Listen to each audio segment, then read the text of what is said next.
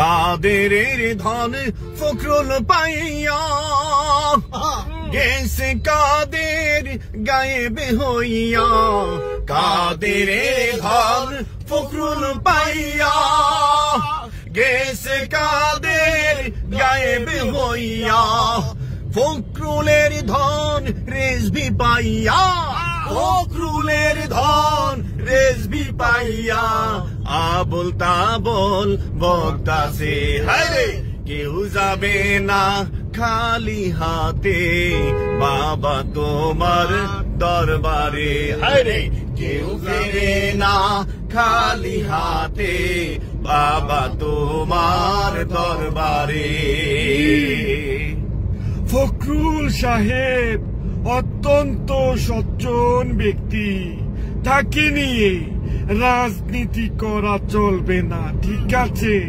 নইলে খেলা হবে নতুন খেলা। তুমি ঠিক, জয় হোক, খেলা হবে।